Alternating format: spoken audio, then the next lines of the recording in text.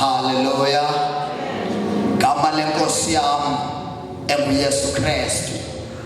Hallelujah. Ndingalibazisanga ke bangcwele, ndicela nje sijonge izwi kumaGalati chapter 1. Siqala ukufunda kuverse 16. Siphinde sifunde umpostoli uYohane wokuqala chapter 5. Sifunde from verse 4. Amen.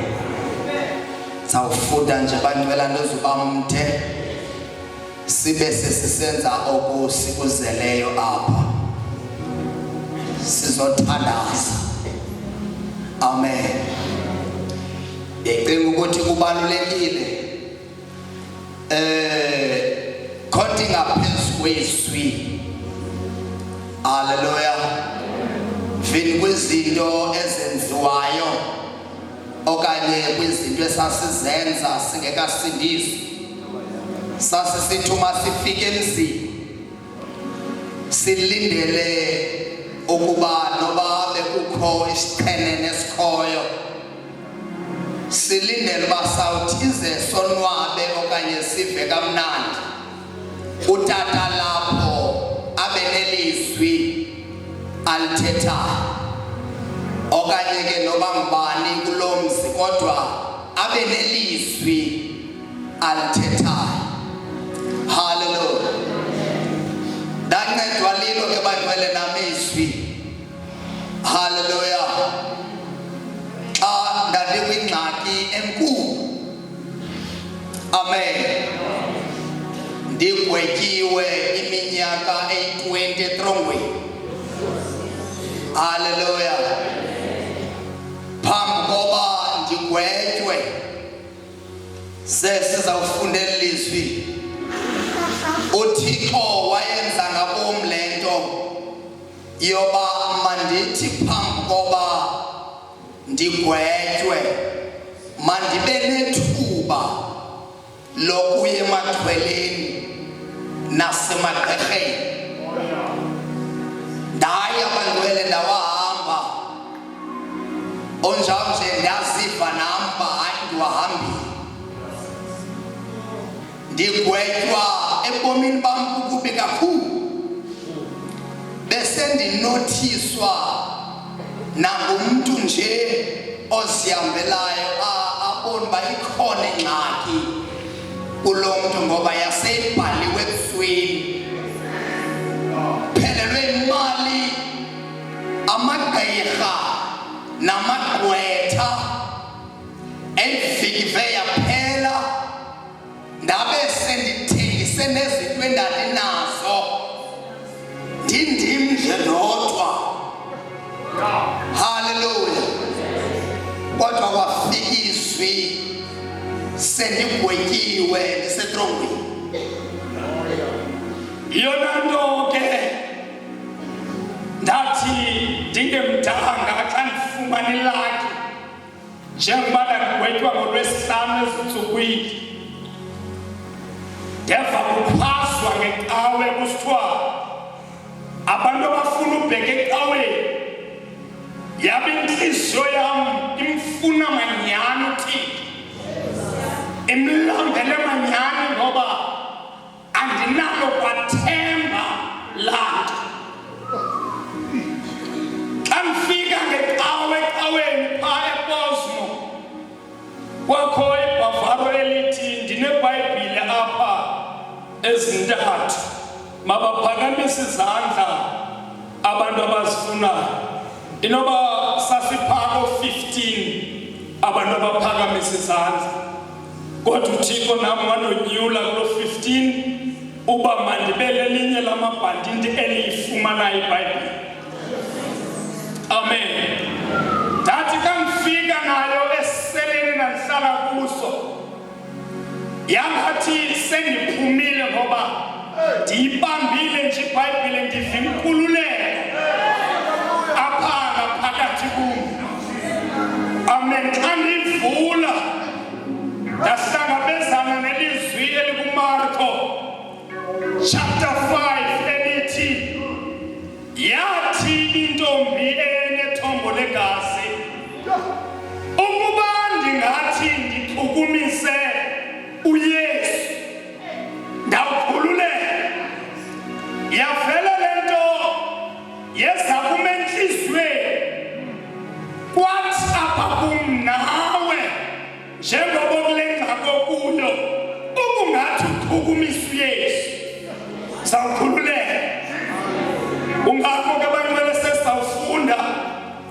ndithi ndancedwa lizwi balulekile silifumana sesizawuyothandaza abancwele. Akho nto yandonwabisa njengoba ndifundile izwi likaThixo ngamafutshane. Isigwebo endandisigwetyile i-20 years azange ndigqibe. Ndeva kunyaka wesithathu ndibizwa sendingekho sePosmo, sendiyobekwa ngapha kwitrongo kuthiwa yiCaledon Maximum. Ndeva ndibizwa kwathiwa phuma kunyaka wesithathu. Hallelujah. Ndazixelela ke ngoba isigqibo endasendisithathile ndandiphanga phakathi ndathi uThixo angathanda inceda okanye aziveze. Ndawukhonza iyaba ngathi ndiligeze. Hallelujah. Wasiveza abancwele uThixo. Ndicela ke sifundeni.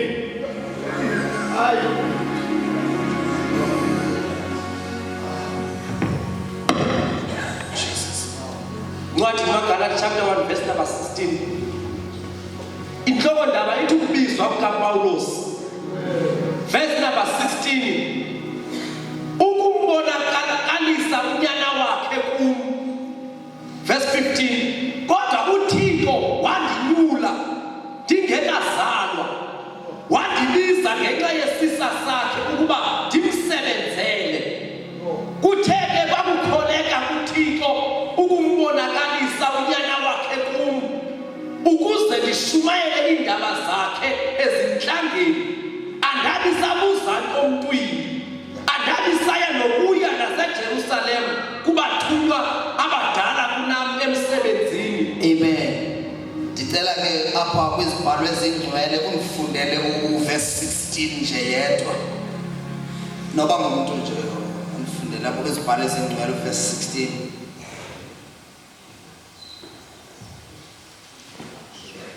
Ukuba amtyhile unyana wakhe ngaphakathi kwami ukuze ndimshumayele ngeendaba ezilungileyo phakathi kweentlanga. Kwaoko andibhekisanga nto kwinyama negazi. Inkosi tata. Baqhubeleka ke tata phaa uPostile Yohane. Postile Yohane wokuqala chapter 4 from verse 3. Ncwadi kaYohane umpostile chapter 4 verse number 3.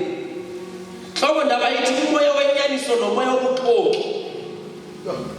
Verse number 3.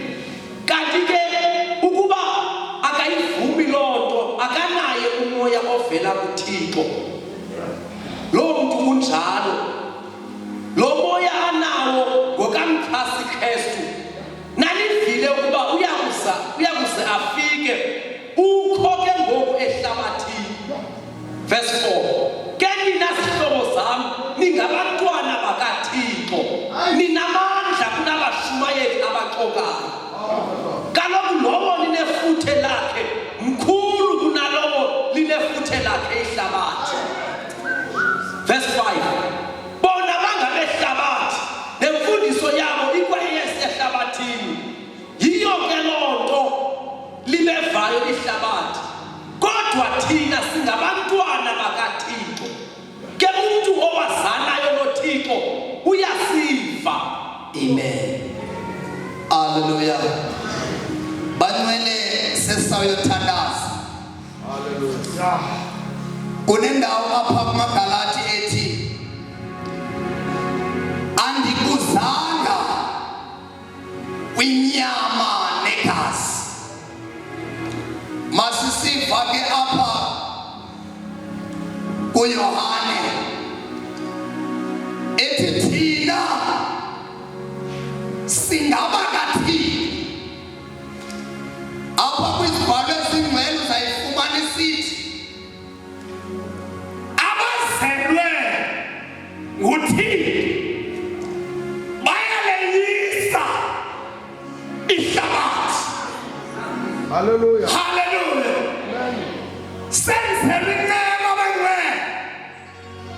iyo le nto ndichaphazela ubulungisa lokuthi ndathi ndakulifumana izwi likaThixo inhliziyo yam kayayidandathekile kodwa ndingekalifundi nokulifunda ndeva ndonwabile kodwa ndisentrongweni.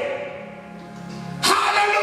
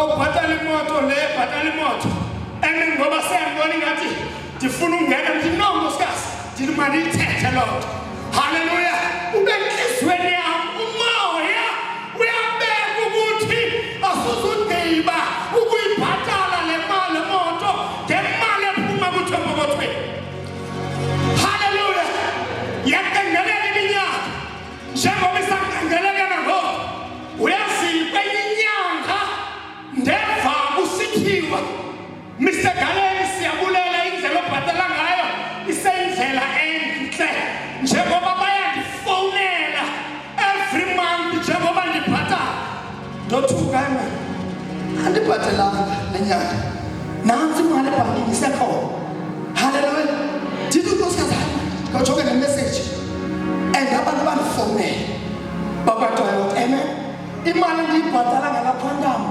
yi-16,000 amen haleluya ndijonga imali isekhona haleluya ayitsalwanga amen ndithi kuye uyabona ngamaqalela la haleluya intilibekwe ngumoya iyenzeka haleluya kunokwenzeka ukuthi nasenhliziyweni yakho ikhona intuthiko athi suba sakhala for lento ibhinyiwe wena ubuse kwinyama itsalele kwelayika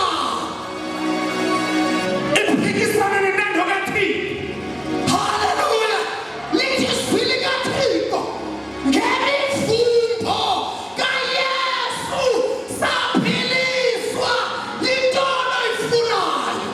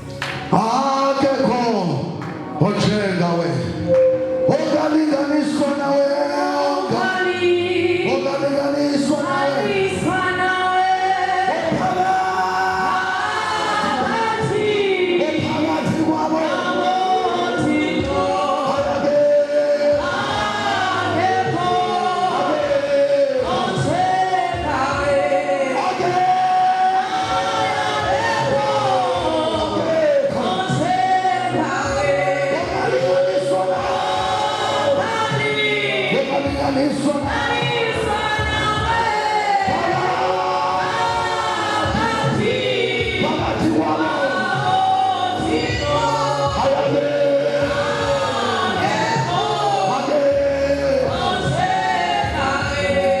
Sisabike nyawo kanjalo sithandaze ekuseni.